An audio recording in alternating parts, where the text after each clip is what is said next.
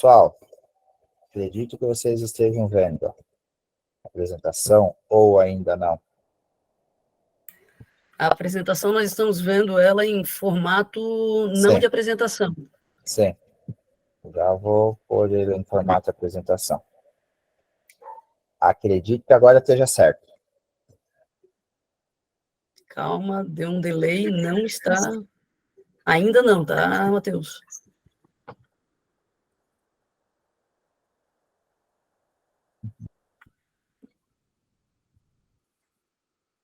Já tá. Pois será? Para mim, aqui, a apresentação ainda está em formato sem ser apresentação. A apresentação está ali, mas ela está... Sim.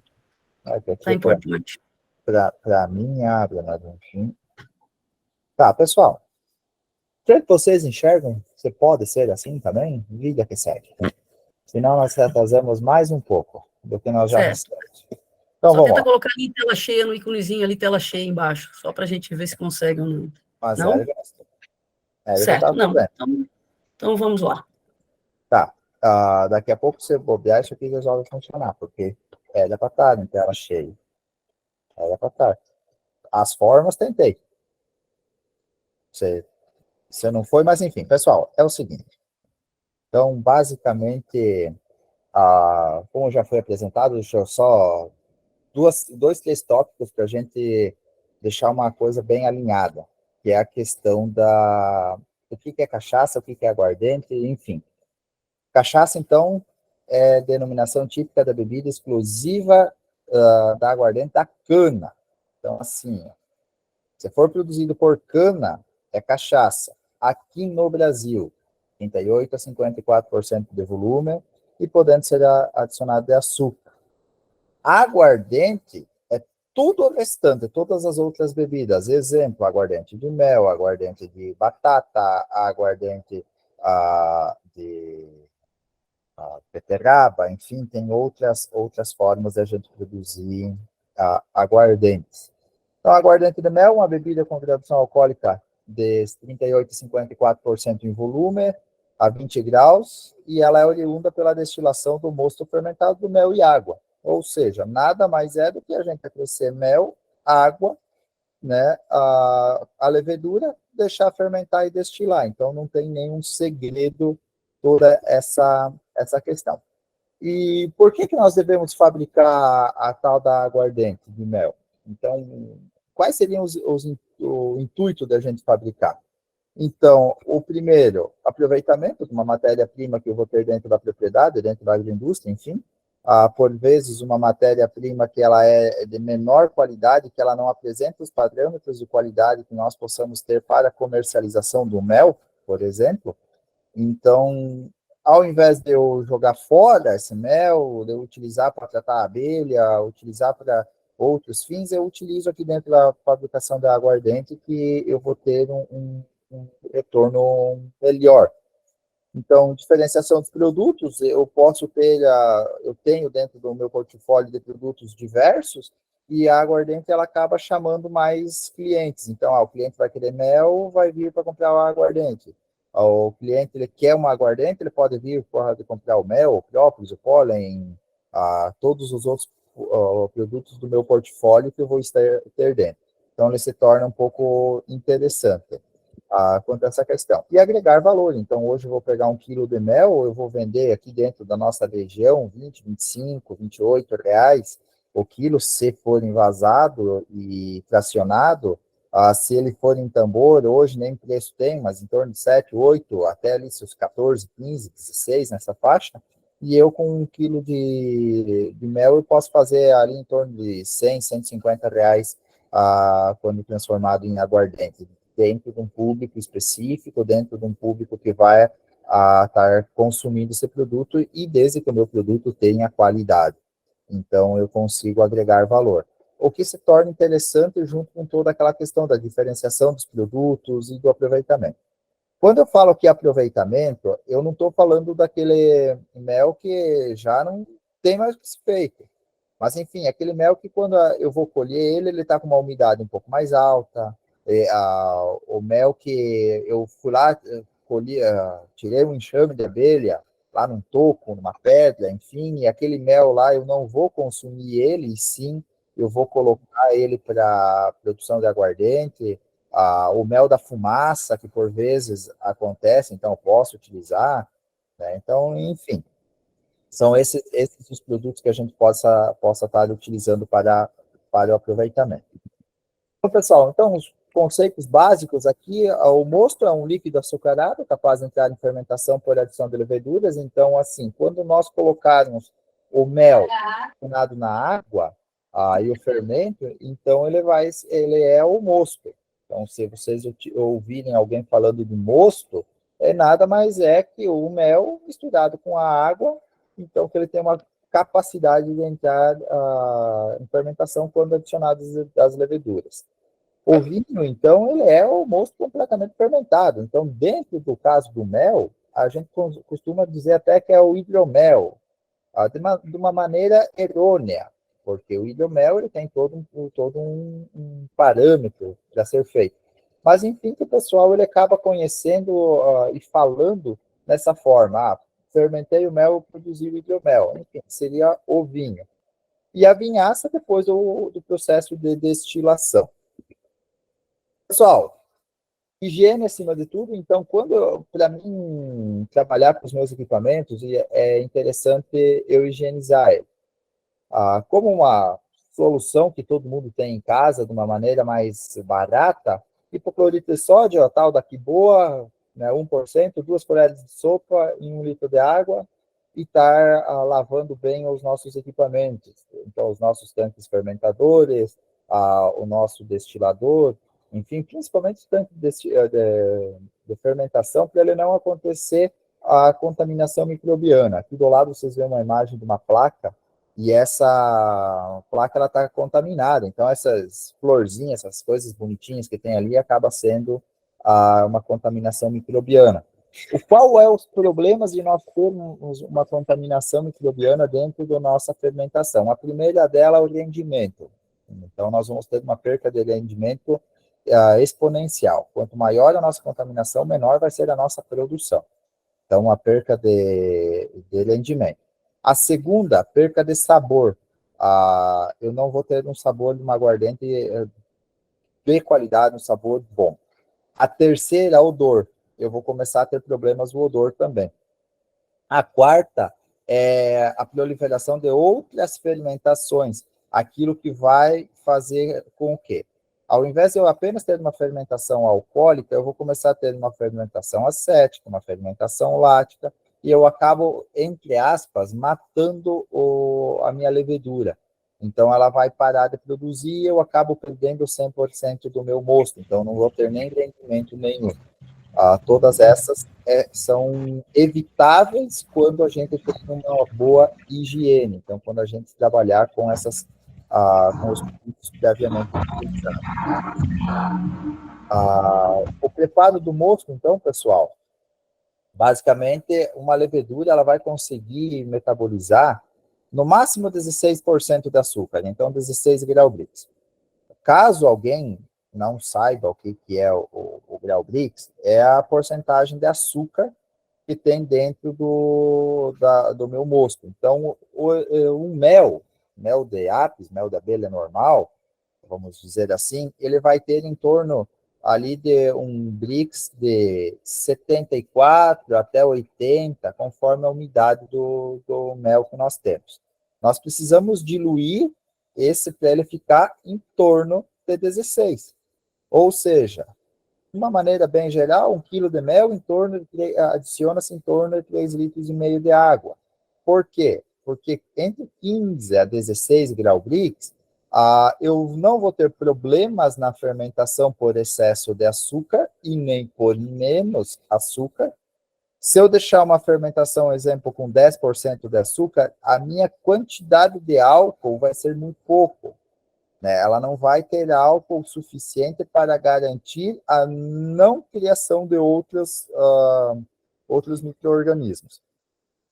A diluição, então, que nós vamos trabalhar, pessoal, ela deve ser feita com água de qualidade. O que seria essa água de qualidade? Então, água filtrada, água que não tenha cloro, a preferência seria uma água destilada ou deionizada, mas se eu tiver uma água de um poço artesiano, de uma fonte de captação normal, a água de uma cisterna, enfim, desde que ela seja filtrada, e importante, sem cloro.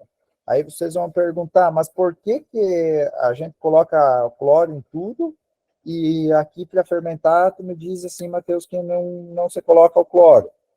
Porque o cloro ele vai acabar tendo uma interação indesejada com a levedura, a qual ela vai parar, a levedura ela simplesmente ela não vai trabalhar, e tem a questão que quando eu vou passar para a minha destilação, o cloro ele vai ser destilado junto, então ele vai evaporar junto, e eu vou estar levando um sabor, um odor de cloro para a minha bebida, perdendo totalmente a qualidade e o valor agregado dela. Então, mas, de mesma maneira, eu não posso simplesmente utilizar uma água qualquer, né? Eu simplesmente vou usar um exemplo bem hipotético, ir lá no riacho e pegar uma água do riacho e colocar para fermentar. Por quê? Porque ali tem N outros micro-organismos que vão estar contaminando com a nossa levedura e o nosso processo fermentativo, o que vai acabar degradando o nosso produto. Aqui eu trago para vocês, pessoal, só para fins de título de curiosidade, alguns equipamentos para a leitura de bricks. O mais comum deles, mais simplesinho que tem, é um densímetro, o qual ele tem, você vai colocar dentro de uma proveta, e ele tem vários disquinhos aqui, cada um com uma numeração condizente, que eu vou colocar e ele pelo peso, ou pela densidade da água, na verdade, em uma temperatura de 20 graus Celsius. Lógico, se tiver uma alteração para 25, 24, 19, 18, ela não vai dar uma diferença significativa para o nosso processo. Então é bem simples, uma leitura simples, eu larguei ali, ele vai dar a leitura do grau Brix que nós temos. Alguns refratômetros, que esse é daqui, talvez o pretinho aqui no meio vocês conheçam, que é o que vocês utilizam para a leitura do Brix do mel, porém vale salientar que este da leitura do mel, geralmente os refratômetros eles vão de 54% a 90%, e para a aguardente a gente precisa de um que vai de 0 a 32, porque nós precisamos contemplar o 16, em torno aí 15 a 16 grau Brix, e aí tem os eletrônicos, né? Esses são de um valor agregado um pouco maior. Hoje tu vai comprar um desse primeiro aqui em torno, tu vai gastar aí R$ 20, 25, dependendo do local. Esse pretinho aqui do meio, em torno de 70 até 140, 150. Quando eu estou falando de um desse verde aqui, que é só pingar uma gotinha aqui, ele vai estar ali em torno de 1.500, 1.400, e um outro um pouco mais completo, que daí faz outras leituras, aí vamos estar trabalhando aí em torno de 4, 5 mil reais. Então, é um equipamento com certo valor agregado. Enfim, as leveduras que nós vamos utilizar para fazer a nossa fermentação, então nada mais é que esse Saccharomyces cerevisiae, o fermento seco, o fermento biológico. Uns chamam de fermento de pão, outros o fermento biológico normal, compra-se em mercados, supermercados e tudo mais. Bem tranquilo tem. Não há necessidade para a aguardente de nós termos uma levedura selecionada para este fim, né? Diferente do hidromel, dos vinhos, que a gente utiliza uma levedura mais específica, porque a gente quer atingir, além de um rendimento, um teor alcoólico, um sabor, e ela vai ficar por um período mais longo fermentando, então ela precisa ter uma resistência maior ao processo. Aqui na aguardente, não. Aqui na aguardente, como nós vamos diluir bastante, a fermentação ela vai acontecer em torno de 24 a 36, 48 horas no máximo. Então, o meu processo é muito mais rápido, e aí a levedura ela não precisa ser uma levedura selecionada para este fim. Então, hoje no supermercado, qualquer supermercado vai ter esses fermentos, utilizando aqui algumas marcas, o fermento Itaquara, o Dr. Oetker, tem outros aí que bem tranquilo de ser encontrado. Qual é a diferença entre o fermento fresco e o fermento seco granulado? O fermento fresco, então, que é o primeiro, que é aqueles que se mantém refrigerado, ele começa imediatamente a trabalhar. Então, você só coloca ele dentro da nossa fermentação e deixa ele trabalhar. O fermento seco, ele precisa se adaptar ao meio e depois ele começa a trabalhar. Um pouquinho mais demorado, porém, você consegue vamos dizer assim, coloco menos fermento do seco do que o fresco para ter o resultado. Como ele precisa se adaptar, ele dá uma paradinha, ele se adapta e ele começa a multiplicação muito mais rápida do que o biológico fresco. Mas, enfim, nenhum deles tem uma diferença. Então, basicamente, de ingredientes que nós precisamos é mel, água e o fermento. Né? Então, seria as leveduras. Então, vocês percebem que não é nada muito caro de você conseguir esses fermentos, ou esses ingredientes. Hoje, um quilo de mel, aí vamos falar em torno de R$ 25. Água, pessoal, água, eu acho que bem mais em conta, nem vamos falar muito em valores. E o fermento aqui entre 5 a 10 reais um frasquinho de fermento. Então, quase que insignificante. Os nossos maiores custos vão ser lá atrás nos equipamentos de destilação. Enfim, para mim estar fazendo a inoculação, ou seja, o início do processo, o que eu vou fazer? Primeiramente, eu vou diluir um quilo de mel, 3,5 litros de água. Vamos pegar uma água morna, ali a temperatura para mim diluir o mel. Quanto mais próximo dos 40, vai ser melhor para mim diluir, ele vai diluir mais rápido. Mas ali 25, 30, 20 graus não vai ter interferência para nós na diluição do mel. Então, se nós diluirmos ele, eu sempre oriento o pessoal, vai diluir o mel? Utilize uma água um pouco mais morna ali, nos 35, 40 graus. Diluiu o mel, deixa ele baixar aí para em torno de 25 graus, e aí sim adiciona a levedura. 10 gramas por litro, ou seja, naquele 1 quilo de mel, 3,5 litros de água, 35 gramas de fermento. Aera suavemente nos primeiros momentos, ou seja, mexe com uma colher bem suavemente, não nada de uma agitação bem rigorosa, muito suave, só para realmente ela fazer o fermento, ele começar a levedura, ela começar a entrar em contato com a maior quantidade de partículas de açúcar possível. Mas lentamente mesmo, pessoal, muito suave. Aqui eu trabalho como suplementar quando for utilizar por mais vezes, por quê? Quem produz cachaça ou aguardente, que produz cachaça e vai produzir um aguardente de mel, ele costuma dizer assim, o mel é a coisa que mais mata fermento. Vocês vão ouvir, por vezes, alguém que trabalha com cachaça, com aguardente, falar isso. Por quê? Porque o mel ele só tem açúcar. Ele não tem outros nutrientes necessários para um bom andamento do processo. Então, o mel ele tem pouquíssimo, baixíssimo índice de proteína, outros minerais que são interessantes para a levedura, para ela se nutrir, ela não tem. Seria como mais ou menos a gente só consumir mel a vida inteira. Vamos só consumir mel e acabou a história. Ou a própria abelha. A gente não trata a abelha só com mel, só com açúcar. A gente vai lá fazer um bife, a gente vai trabalhar com outras formas, variação proteica, porque a própria abelha ela não vive apenas do mel. Então a levedura é da mesma forma. Uma vez que eu vou fazer uma batelada esporádica, para mim produzir uma aguardente para eu ter com consumo, tudo mais, não precisa suplementar. Eu vou trabalhar hoje, eu vou destilar, daí eu vou colocar mais uma vez o mel em água ali, vou utilizar a mesma levedura, colocar mais uma vez, vou colocar mais outra vez, aí a gente suplementa. A gente vai utilizar como suplemento. Vou suplementar com o quê? Podemos suplementar com o pólen, tá?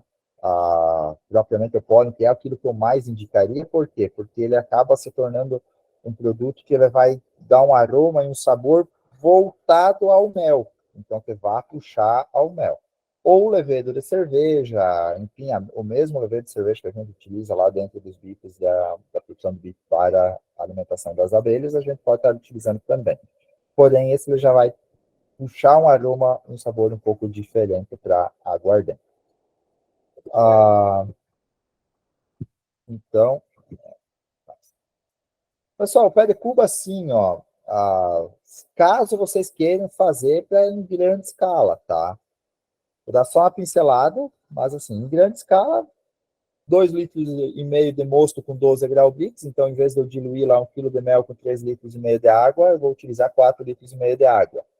100 gramas de fermento, então vocês veem que eu já estou falando bastante fermento, bem mais fermento do que nós falamos anteriormente. Um pouco de farinha de trigo, um pouco de farinha de milho, farelo de arroz, que estes eles vão suprir a demanda de proteína e outros nutrientes para a nossa levedura.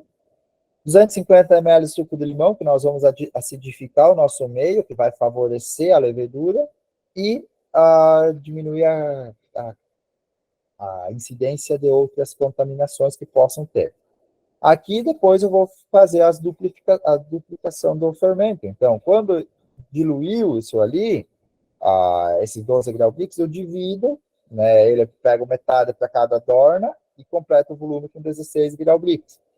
Baixou, está lá em 4 graus Brix, vou lá, divido de novo a dorna e vou colocando esses 16, de novo mel com 16 graus Brix, ou seja, 1 quilo de mel, 3,5 litros de água. Por que fazer isso? Se eu vou produzir em grande escala. Então, você começa a trabalhar com um pouquinho e vai aumentando. Então, daí você trabalha com grande escala. Para nós, por exemplo, quem quer só fazer uma batelada, 2, não há necessidade de fazer isso aqui, tá? Mas quem quer trabalhar com grande escala acaba trabalhando. Então, o pé de cuba da fermentação, que é isso que eu acabei de comentar para vocês, o que vai acontecer? Nós dependemos da ação do oxigênio. Se nós tiver bastante oxigênio, nós temos multiplicação de células, então o fermento ele acaba se multiplicando. Eu vou fazendo com que o fermento cresça, ou seja, vamos pensar assim, de uma unidade, uma célula de fermento, se eu aerar bastante e colocar bastante oxigênio, eu vou conseguir fazer ela formar 2, 3, 4, mas ela vai consumir o açúcar para multiplicação. Ela não vai produzir álcool. Se eu deixar parada, quietinho, lá durante a fermentação, ela vai fermentar e ela não vai produzir células. Então, ela vai só perder células, mas ela vai produzir álcool.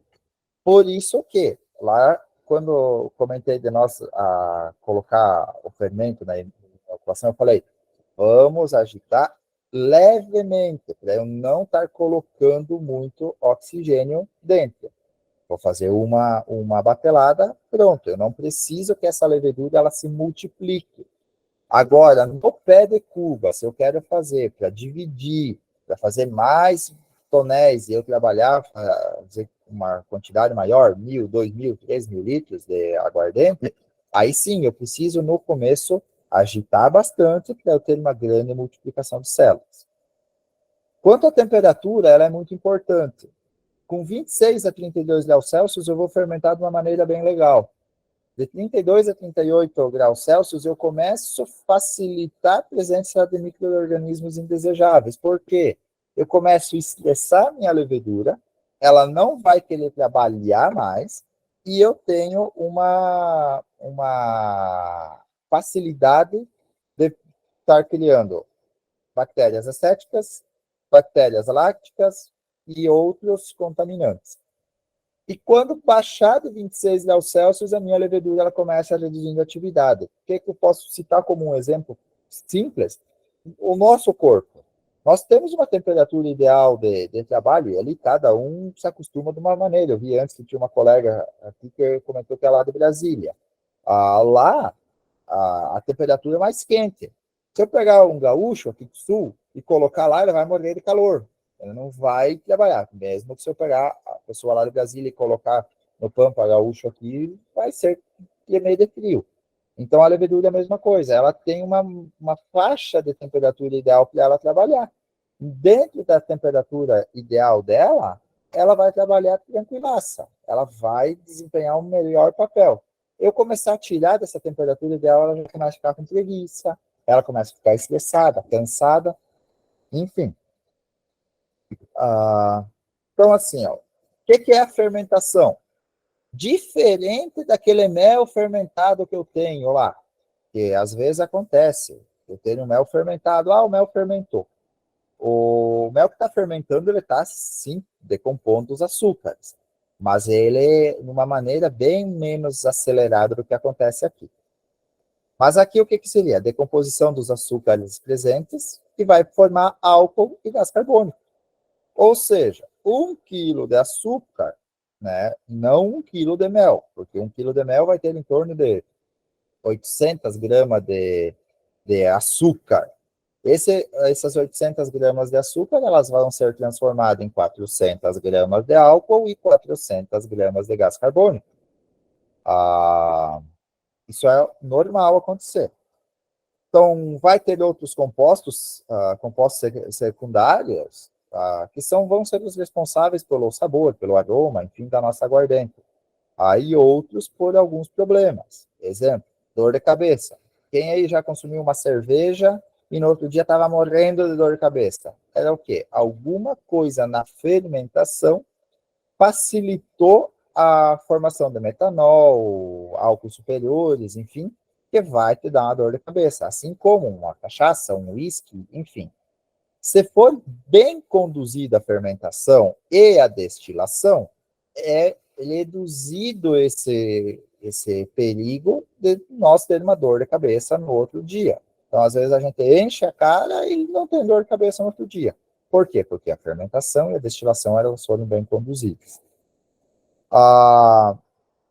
Esses compostos secundários aqui, eles vão diferenciar as características da minha bebida.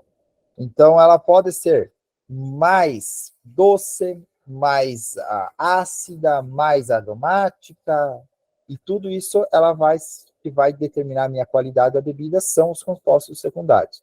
Por isso que a fermentação ela deve ser realizada com higiene, com qualidade na temperatura e no nível de açúcar que nós vamos colocar. Para nós extrair o máximo de qualidade da nossa bebida lá no final. Então, tempo ideal de fermentação, 24 a 36 horas, podendo se estender a 48 horas. Não é nada de anormal acontecer isso. Então, vou colocar a fermentar, vai aumentar. A fermentação vai aumentar o tempo. É possível. Cada levedura vai se comportar de uma maneira, ou dependendo do tipo da água que foi utilizado, o mel, se é um mel floral, se é um mel de melato, se é um mel novo, se é um mel velho, um mel com uma umidade maior, mel com uma umidade menor, tudo isso ele vai interferir no tempo de fermentação. Então, assim, não se assustem se ela ficar 48 horas. Desde que nessas 48 horas você olhe para a fermentação, ela vai estar com um cheirinho agradável, não, o que seria esse cheiro agradável? Não um cheiro ácido e nem um cheiro podre.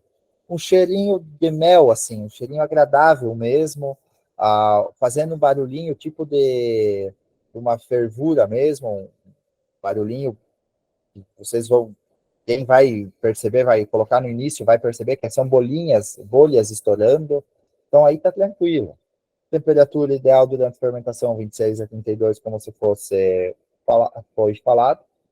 E a fermentação, ela vai acabar quando? Quando a minha porcentagem de açúcar ela ia a zero. Porém, ela pode estabilizar 2, 3, 4, 5, ela pode estabilizar. Não é muito normal ela estabilizar acima de 5, tá? Mas a 0, 2, ali, 3 é mais tranquilo, é normal acontecer. Por que é normal? Lembre-se que nós estamos utilizando uma levedura que ela não é especificamente para a gente trabalhar com álcool, né? Mas ela vai fermentar da mesma maneira e vai seguir o baile. A gente vai perder um pouquinho ali, se estabilizar aí com 2, 3, 4 grau Brix.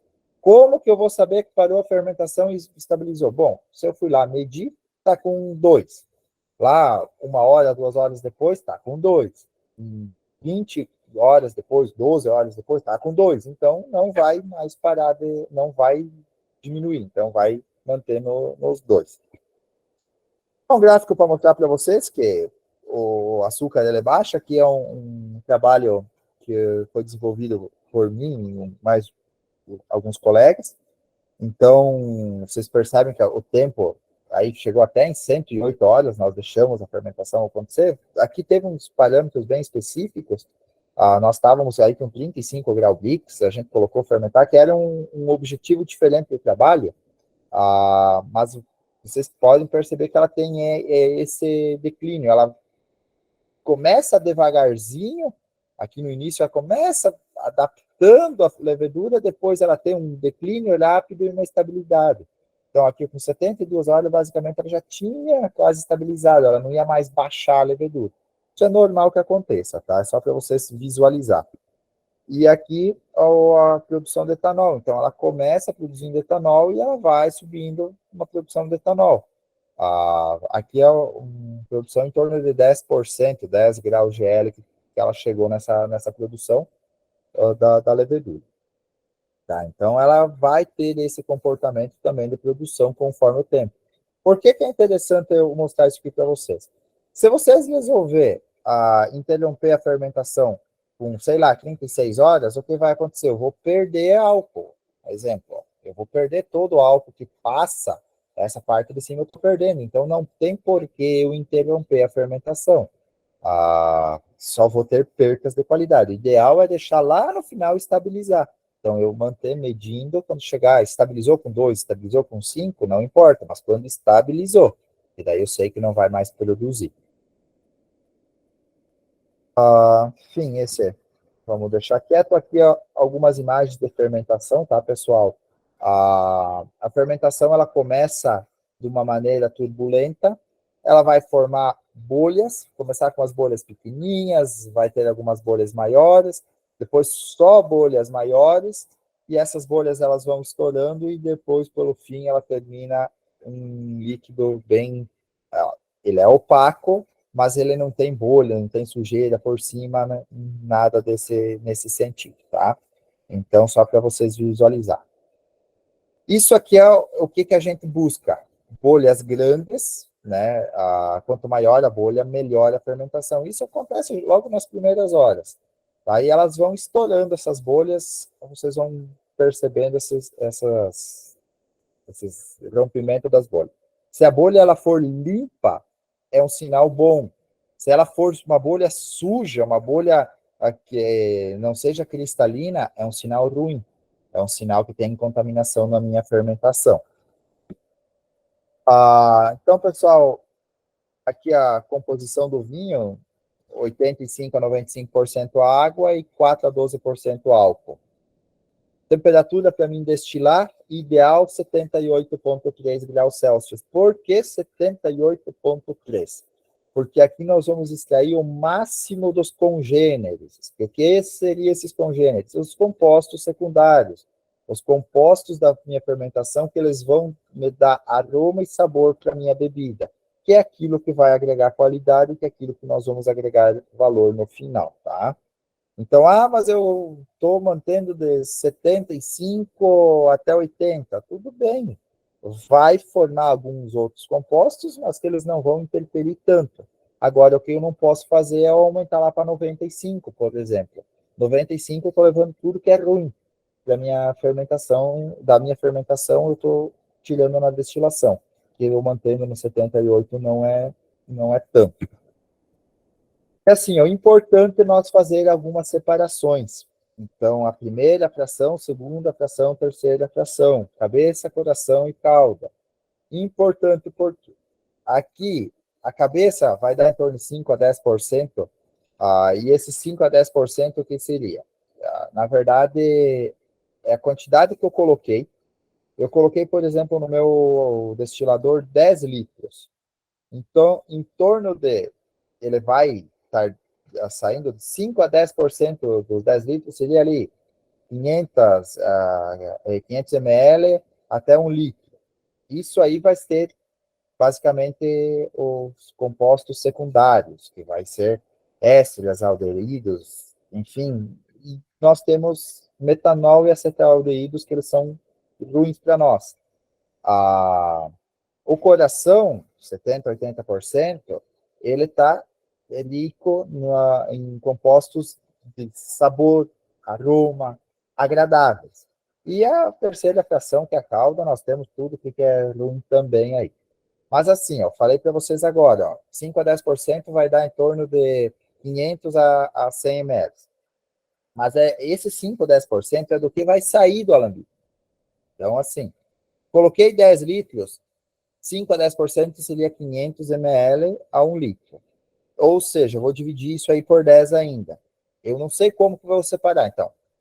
Coloquei 10%, 5 a 10%, eu sei que vai dar do meu volume final, eu vou ter que separar, mas para mim não quebrar a cabeça, eu posso utilizar o seguinte, divide por 10, ou seja, 0,5 até 0,1% até 1%. Então, de 50 a 100 ml da minha aguardente, eu descarto. Depois, o restante eu aproveito. Então, dos 7 aos 8. E aí, o final ali, eu descarto novamente. Então, cabeça e calda descarta, pessoal, não tem o que fazer para bebida. A gente pode estar misturando, destilando, formando álcool, fazendo outras coisas. Ou uma aguardente de segunda qualidade. Mas daí, assim, quando eu tenho quantidade, eu consigo fazer isso. Ou em pouca quantidade, não vale a pena. Tá? Então, o coração que seria a qualidade máxima da cachaça. Só voltando na cabeça e calda. Pessoal, cabeça e calda, ela não é legal a gente consumir, que é o que vai dar a cirrose, dor de cabeça, é ali que está o problema. Então o pessoal diz assim, mas o cara teve cirrose, ele tanto beber cachaça. Cachaça de má qualidade, de boa qualidade não tem esse problema, tá? Então tem esses detalhes aí. Por isso que não vale a pena a gente querer consumir a cabeça e a calda. Tá? Bom, rendimento, pessoal, 1 kg de mel, 4 litros de mosto, em torno de 16%, 800 ml de aguardente. Vai variar um pouco conforme o mel, conforme a eficiência da fermentação e tudo mais. Eu já produzi aguardente de mel que eu consegui 500 ml. Já produzi de 600, já produzi de 1 kg. Então, de 1 litro. De 1 kg de mel, 1 litro de aguardente. Vai variar muito conforme a eficiência da fermentação e a condução da minha destilação, tá? Então, varia muito. Não é uma regra, não é uma receita de bolo. Aí, assim, valores, conforme a região. Já vi aguardente sendo vendida a R$ 50 uma garrafinha, já vi aguardente de mel sendo vendida a R$ 150 uma garrafinha. Então, assim, a garrafinha que eu me refiro é 400, 500 ml. Então, assim, vai depender conforme a região, conforme o público o que você vai buscar. Um exemplo, aqui na minha região não tem saída, não é um produto conhecido. Na minha micro-região aqui. Eu já saio para fora, já tenho mais apreciado essa questão, tá? Então, vai variar um pouco conforme a região que vocês estão. E aí, assim, ó, a aguardente do mel, conforme todas as outras bebidas, elas são importantes ter uma maturação, tá? Vai sair do destilador, do alambique, um produto com aroma ruim, um sabor ruim, que vai praticamente, entre aspas, anojar vocês. É normal, tá? Ela vai, quando ela estiver maturando, descansando, ela vai finalizar algumas reações químicas que ela vai tornar as características desejáveis. Principalmente reações de oxidação e esterificação entre o destilado e os compostos da madeira, quando eu colocar dentro do barril de madeira. Quando que seria o ideal? Quando eu colocar em barril de polipropileno ou barril de inox, eu não vou ter essa troca de ações com a madeira, porém eu vou ter com o ambiente, com o oxigênio que vai estar dentro do nosso tonel, do nosso barril aí que vamos armazenar. Então ele vai conferindo boas qualidades. Ideal que a gente só vai beber esse produto com no mínimo 6 meses de armazenagem, tá? Não é um envelhecimento, mas sim uma armazenagem. Ideal aí em torno de 6 meses. Porém, quanto mais velha a aguardente, melhor ela vai ser. Aqui, ó, os barris, né, período não menor que 6 meses, a gente armazenar em baril. E aí nós temos as classificações da bebida. Então, envelhecida, premium, extra premium.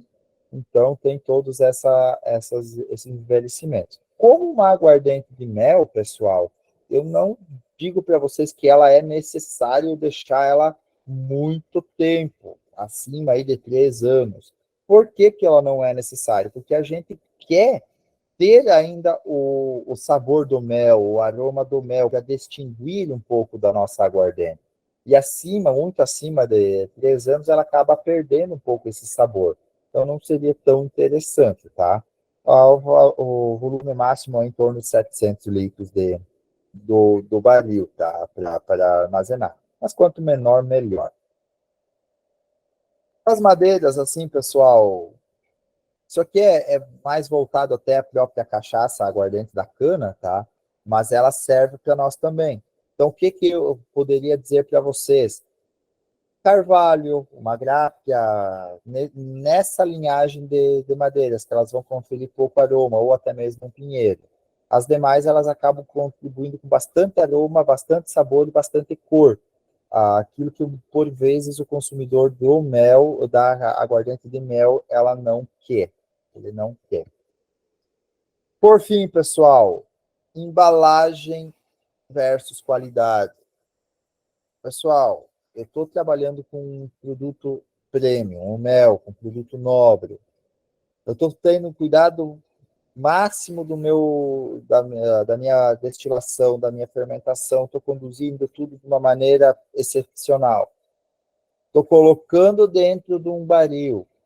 Eu estou trabalhando, tirando o máximo da qualidade e chego lá no final em vaso, num litrão de Coca-Cola para vender. Aí nós temos que apanhar de chinelo. Vou voltar lá e apanhar do pai e da mãe de cinta. Por quê? Pessoal, nós estamos jogando fora totalmente a qualidade da nossa bebida. O consumidor, ele compra com os olhos. Então, assim, ó, numa embalagem de vidro, numa embalagem chamativa, um rótulo bonito, a embalagem diferente, a embalagem bonita, ela agrega valor. E aí o cliente ele vai chegar e vai dizer assim, opa, esse é um produto de qualidade, eu posso estar consumindo e acaba comprando, vamos dizer assim, com os olhos. Sem falar que tu vai vender um litrão de aguardente, tu vai vender por 1/10 do valor que tu vai vender uma garrafa aí de 1 litro. Então, não vale a pena, tá? Pessoal, então, a qualidade do produto final, ela tem uma grande dependência dos fatores, como a fermentação, a destilação, o envelhecimento, a higiene e a qualidade da matéria-prima. Então, se eu quero um produto de qualidade, eu tenho que dar condições de ter o produto de qualidade, tá? Nós só conseguimos piorar a qualidade do produto, nunca melhorar. Então, vale a pena a gente começar de maneira correta e seguir e seguindo assim com qualidade. Basicamente, pessoal, assim, ó, vocês não vão sair daqui expert da produção de aguardente, tá? Mas é para despertar um pouco do conhecimento e aí sim vocês trabalhar. A produção de aguardente, ela depende de equipamentos, então, assim, até falha minha, na apresentação aqui não tem nenhum equipamento de destilação. Mas ali, um alambique normal, para quem conhece ou quem tem dúvida, daqui a pouco a gente coloca aí no. Se vocês não conhecem, alguém não conhece, depois é só pergunta, a gente abre aqui numa aba e mostra um alambique e mostra o funcionamento também, tá? Bem tranquilo quanto a isso. Então, vai precisar de um alambique, vai precisar de uma adorna de fermentação, um tambor de água mineral é possível, se for um tambor de inox, melhor. Não tem grandes equipamentos tecnológicos para ter isso ali, tá? Mas a gente não consegue fazer a cozinha da casa da gente, tá? Então, isso um fator que dificulta por vezes. Mas, assim, o intuito da oficina aqui é para vocês terem um pouco de noção da questão de como você faz despertar o conhecimento, e daí podem indagar a gente que vai ter. Eu costumo mandar o material e tudo mais para quem pede. Eu até estive em Blumenau, trabalhamos lá, e eu prometi para o pessoal que eu ia mandar o material talvez tenha alguém aí que participou, tá? E tá ali na minha lista de mandar ainda, mas porque eu estou compilando o material mais completo e que seja um pouco mais fácil para vocês trabalhar, tá? Então seria basicamente isso que eu tinha preparado. Agradeço, pessoal, o convite. Sigo aí pelas dúvidas, né? Quem tem dúvidas, só prender o grito.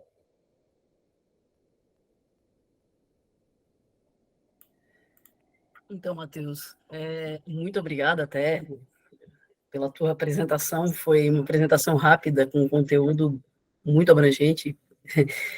Pelo tempo, nosso foi tempo recorde.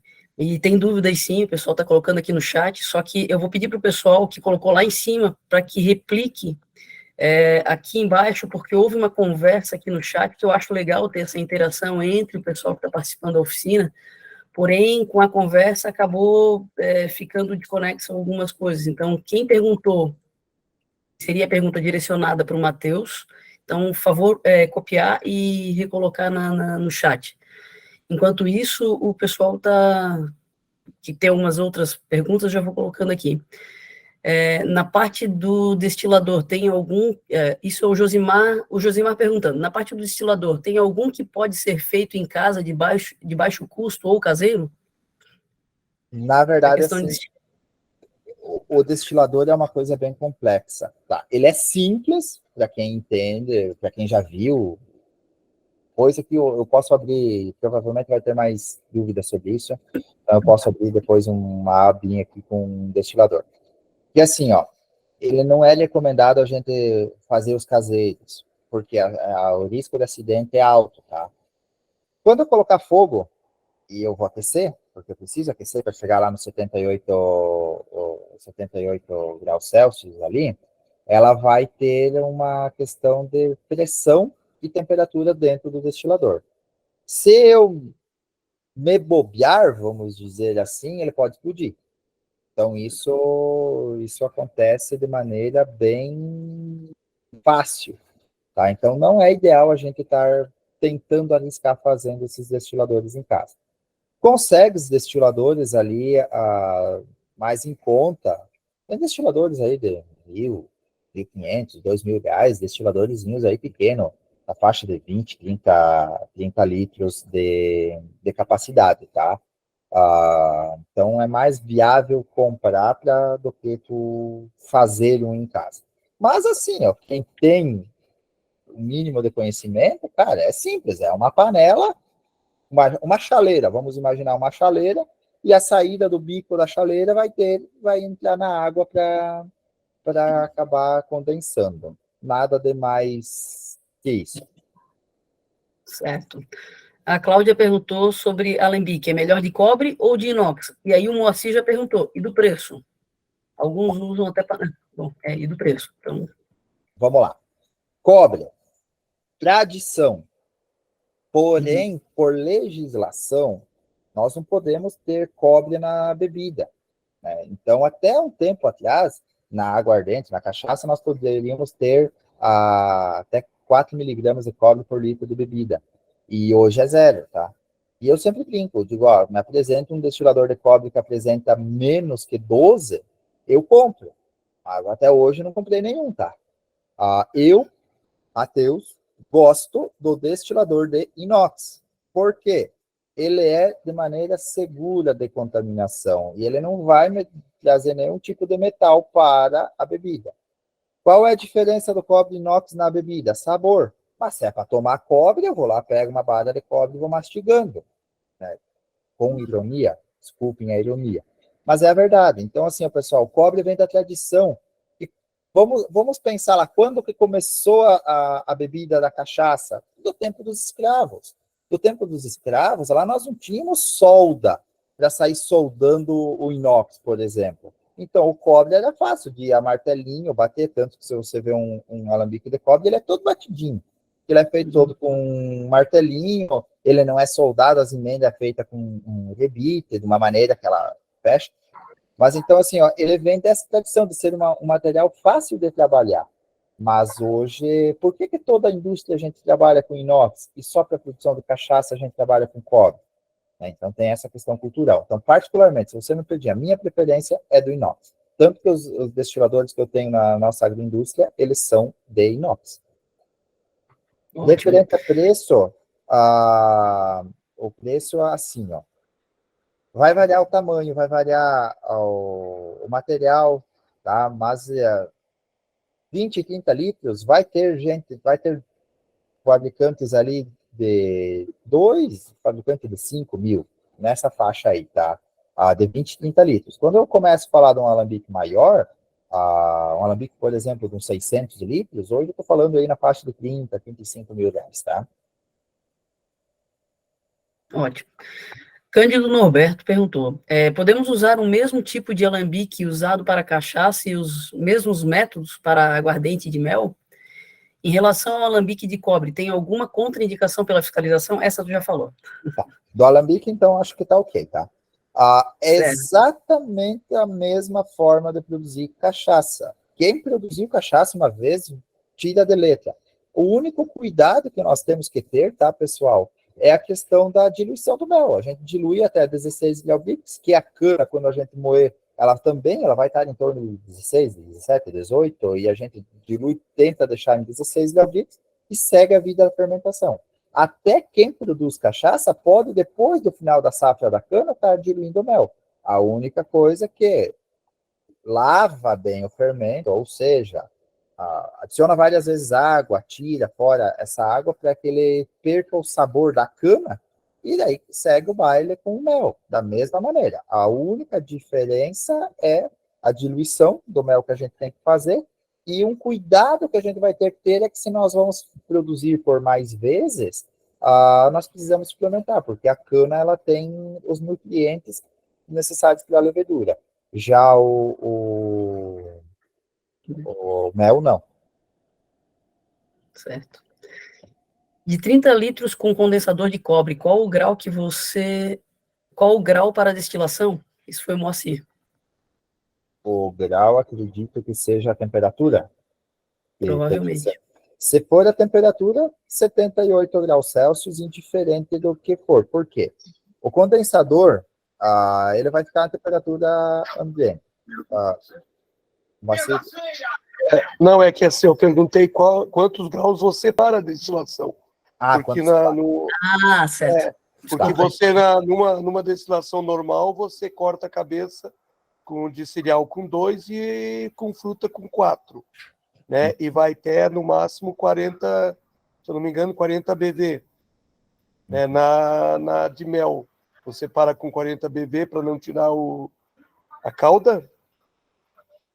Até tu pode parar até com 30, tá? Mas daí não vai arrastar muito sabor? Não. Porque na destilação de qualquer outro ali, a partir de 40, a partir de baixo de 40, ele já começa a arrastar o sabor ruim, né? Sim, ele começa a gastar. Porém, o mel ele é um pouco diferente, porque assim, ó, a fermentação, ela produz bastante daquele sabor ruim, quando eu estou colocando o exemplo da cana, os bagacílios, até a própria, porque geralmente quando tu vai fazer aguardente da cana, você não lava a cana, você moe ela da forma que ela veio da roça. Então, ela tem algumas contaminações que elas favorecem a produção, então, dos congêneres ruins. E o mel já não tem isso. Então, tu pode estar produzindo, arrastando ele um pouco mais, que não vai ter tanto esse problema, tá? Certo. Continua aquele cuidado de não arrastar fermento, né? Tem que cuidar na hora que faz para não puxar o fermento junto, caso a levedura, né? Para não dar o gosto na destilação. Isso. Porque daí a serpentina eu vou usar de cobre, serpentina.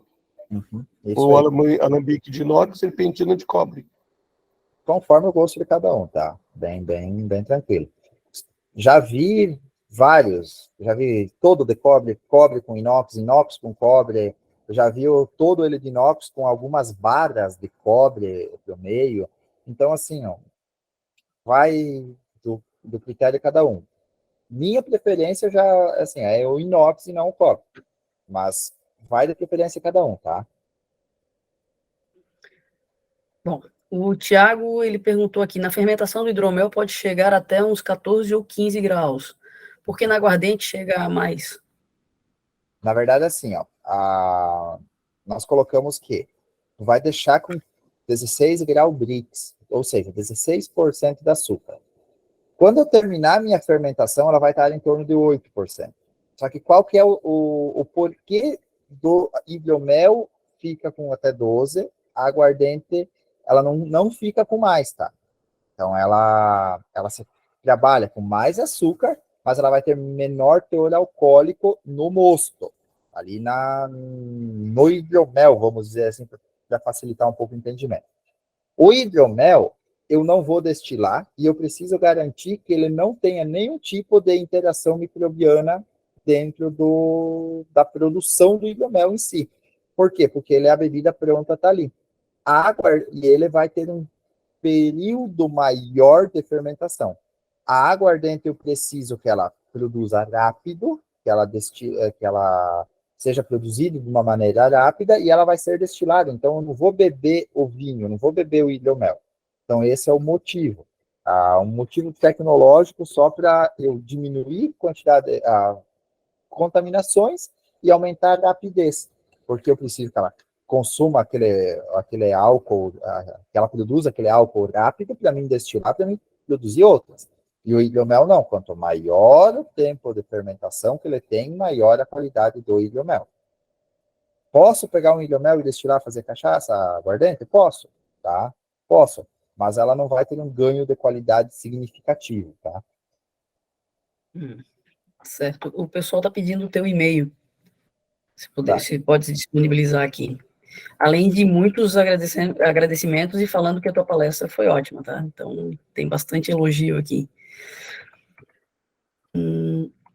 Deixa eu ver aqui. Moacir falando que tem muita gente que destila em panela de pressão, só tem que ter cuidado. Uhum. Parabéns ao professor, ótima explicação. Isso quem falou foi a Maria Aparecida. O Éder colocou, produção para o consumo, poderia ser feito em pequena escala na cozinha de casa, por exemplo? Qual a estrutura física ideal para realizar a destilação? Acho que já comentasse ali com relação à parte das seguranças, né? Assim, gente, a gente tem uma certa responsabilidade, que nem foi falado, da panela de pressão.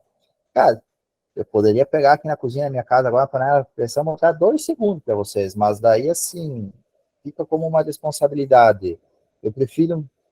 Gente, é melhor não fazer do que vocês correr o risco de se matar ainda, tá? Então, eu já vi muitos acidentes, então, assim, já percorri muita indústria de produção de bebidas, principalmente cachaça, e, assim, tem vários vídeos de alambique pegando fogo e alambique com estrutura mesmo para isso, porque tiveram um cuidado desleixado, vamos dizer assim, ou, não, aqui é só fazer isso. Então, preferimos trabalhar com uma certa segurança, tá? Ótimo. Martim perguntou, a diluição da levedura é com água, o mel para utilizar a levedura a 16 Brix? Sim. 1 quilo de mel, 13,5 litros de água, vai estar em torno de 16 Brix, tá? Variando conforme a umidade do mel, tá? Se for um mel mais úmido, tu vai utilizar menos. Se for um mel menos úmido, tu vai utilizar mais água ali para diluição. Mas, basicamente, 1 quilo de mel, 13,5 litros de água. Não vai ter uma diferença tão enorme, tão significativa, tá? Mas é com água, mel e água e pronto. Certo. Fernando, a sua fermentação é aeróbica? Alguma dica? Podemos fazer em um balde de 20 litros aberto? Faço com balde fechado e airlock. Na verdade, sim, para aguardente não há necessidade, tá? Por quê? Por causa que o airlock ele é bem interessante, principalmente para vinho e para hidromel, tá? Isso que não abre mão para esse fim. Mas para aguardente, porque veja bem, eu vou deixar 24, 36 horas de fermentação. Eu não vou ter uma perca significativa de células, de leveduras, tá? E muito menos de produção de álcool. Então, hoje, as grandes usinas de álcool, elas são todas abertas. Os alambiques que me refiro a indústrias de cachaça, são abertos. Então, não teria esse problema, tá? Não vai ter percas nem de qualidade, nem de quantidade.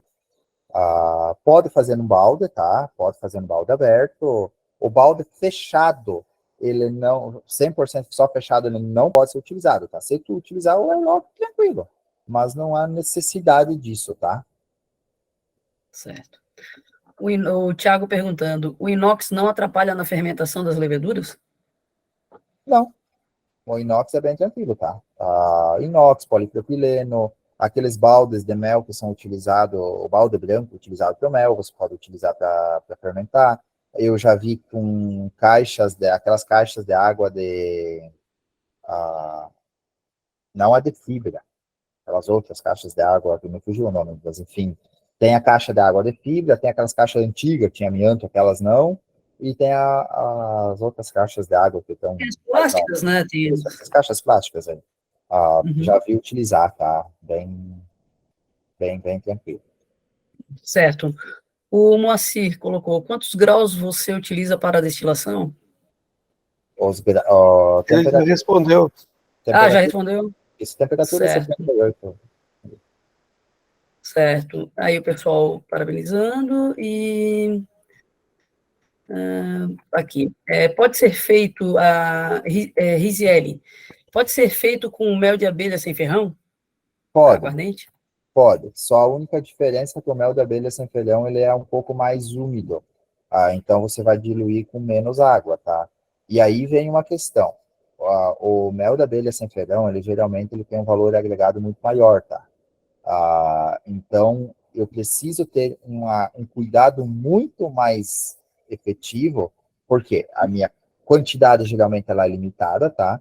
E o meu cuidado ele vai precisar ser muito mais efetivo na qualidade, então, na limpeza, na condução da fermentação, na condução da destilação, ele vai ter que ser um cuidado muito mais efetivo, porque senão eu estou jogando fora muito mais dinheiro do que o mel, caso dê errado.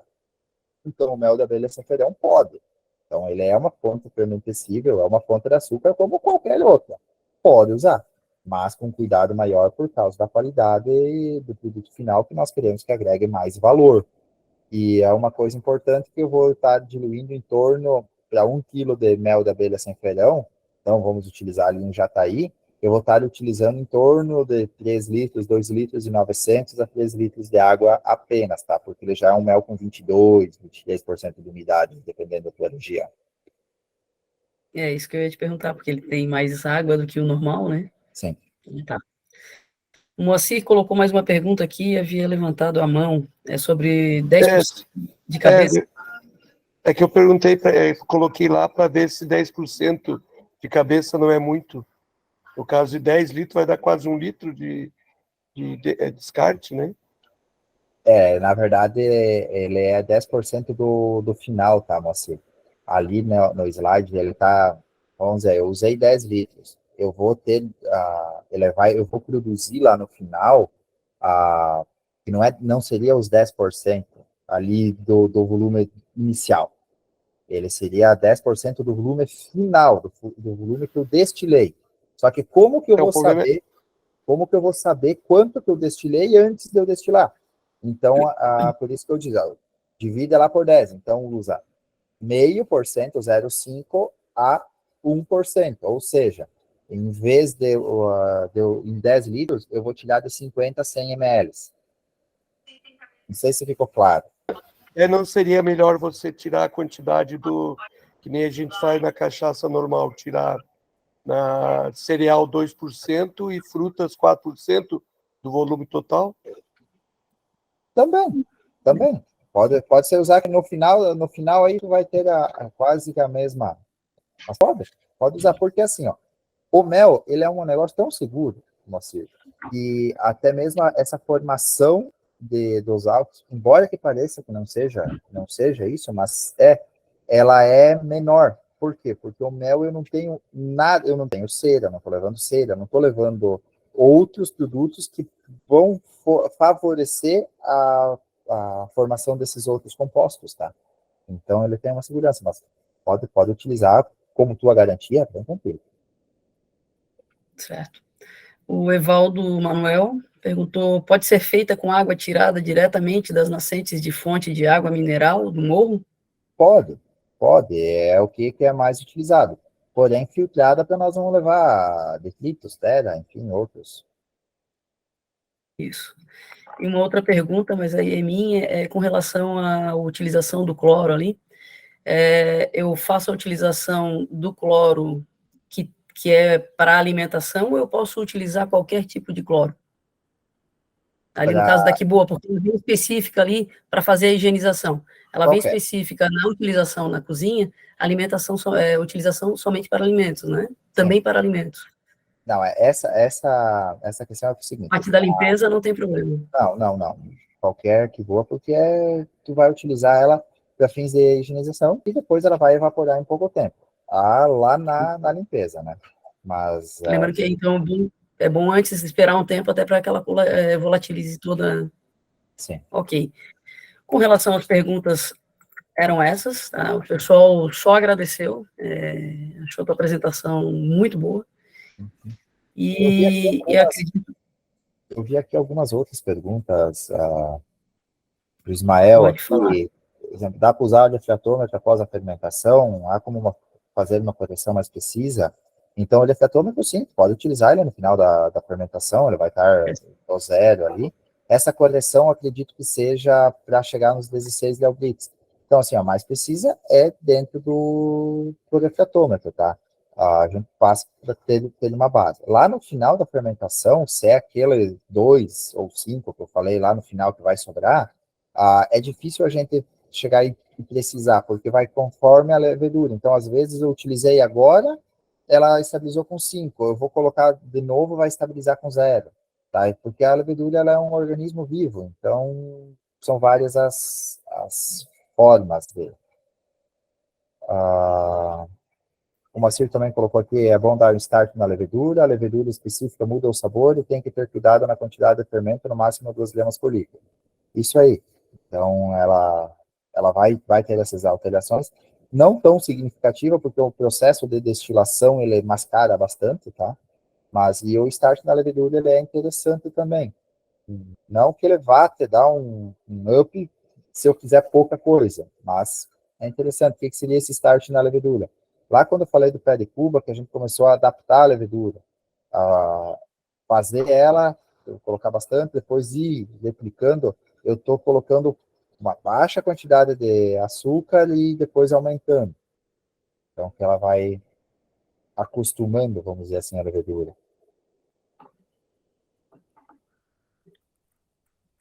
Aqui, mais ou menos. Isso é que o pessoal conversou bastante ali, por isso que eu até pedi para eles repetirem lá. Mas a princípio, tem alguma coisa de licores, enfim. Isso, tem um que produz licor, né, que eu acredito que é o Tiago.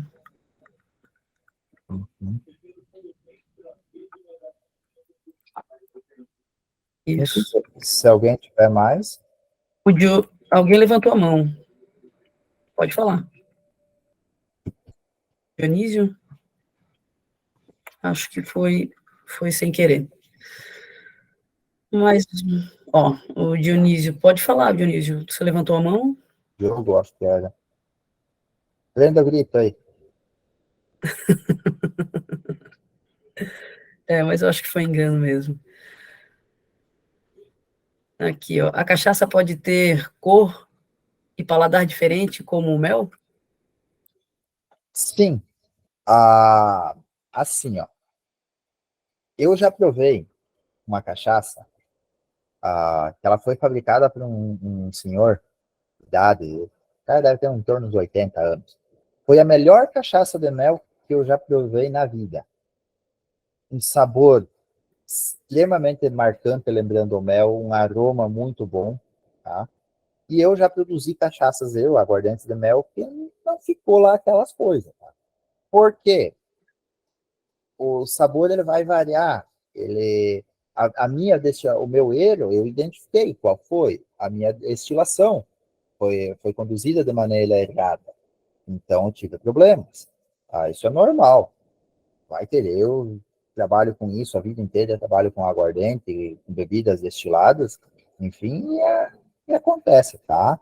Mas, enfim, vai ter um sabor mais variado no mel. Eu não sei dizer para vocês como é que vai ficar dentro de uma abelha sem ferrão, tá? Eu nunca fiz os testes com o mel da abelha sem ferrão.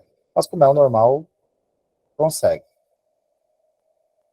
Certo. O Sítio e Meliponicultura Minotto e Calegari perguntou, poderia falar sobre esse negócio de corte de cabeça? O que significa? Tá. O que significa é o seguinte. Toda a fermentação, ela vai produzir alguns compostos bons e compostos ruins. Eu vou tentar facilitar a nossa conversa aqui para quem não é muito da área entender. Os compostos bons, eles não vão causar nenhum problema para nós. Os compostos ruins, eles causam. Exemplo, dor de cabeça, cirrose. Basicamente, para te entender, a cachaça a gente divide, cachaça, aguardente, fim divide entre cabeça, coração e cauda.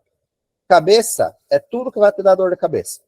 Coração, ele está ali que ele não vai ter nenhum problema. Cauda é o que vai ter a bendita da cirrose. Basicamente isso para te entender, tá? Não é só esses problemas, mas curto e grosso.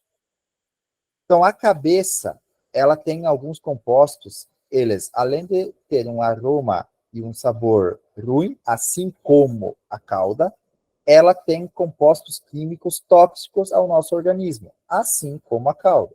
Então, por isso que a gente faz um corte da cabeça e um descarte, e a cauda a gente faz um descarte também. Ou seja, coloquei para destilar a cachaça lá, nós estávamos falando 10 litros. Então, até o Moacir comentou, a gente pode usar 5%, 4%. Gente, se vocês querem tirar 5%, tirar em 10 litros que colocou fermentar, de 50 a 100 ml de cachaça que saiu lá no final, descartar, tá ótimo. Então, você já está descartando aquela parte que vai fazer mal. Vai ter parte que vai fazer mal em toda a cachaça, toda ela, porém no coração com uma muito menor quantidade, tá? Então, por isso que é importante ter essa separação, tá? Certo.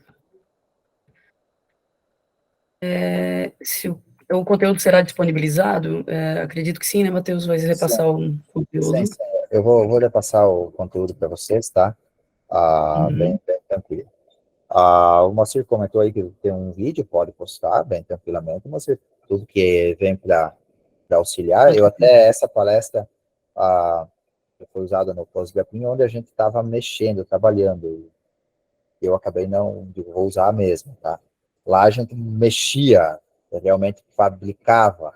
Então, a coisa é um pouco diferente, tá? Mas tem os vídeos, pode postar assim, bem tranquilo, tá? Certo.